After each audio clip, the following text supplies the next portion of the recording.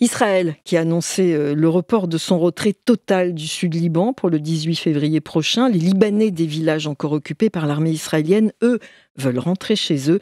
Les manifestations se multiplient le long de la frontière avec Israël. Reportage sur place, nous sommes avec Inès Gilles. Dans le village libanais de Yaroun, les bruits des véhicules blindés de l'armée israélienne résonnent en continu. Pour protester contre la présence d'Israël, les habitants de Yaroun ont installé un sit-in à l'entrée du village. De l'eau et des encas sont distribués pour ceux qui veulent les rejoindre. Naïm, libano-colombien, veut rentrer chez lui après plus d'1 an d'exode. Je suis en colère, j'ai dû fuir il y a 1 an et 3 mois. Ils ne nous laissent pas entrer, mais je dois retourner chez moi. C'est ma chair, c'est ma terre, mon village. Je ne partirai pas d'ici jusqu'à ce qu'ils me laissent entrer.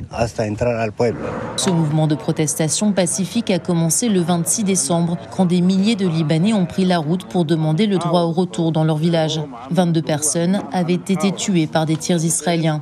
Depuis, les autorités libanaises ont accepté le report du retrait israélien et appelé au calme. Les manifestations se concentrent désormais à l'entrée des villages occupés, comme à Kfar Kila, à l'est de Yaroun. Ici, les habitants ont érigé une tente. Ils restent sur place nuit et jour pour demander leur droit au retour et pousser les autorités libanaises à agir. Abbas craint que l'armée israélienne ne se retire jamais. On a peur qu'ils restent, même après le 18 février. On se méfie, car ce sont des menteurs. Les habitants de Kfar Kila savent que même s'ils reviennent chez eux, leur habitation a probablement été détruite pendant la guerre. Inès Gilles, dans le sud Liban, pour Medi 1.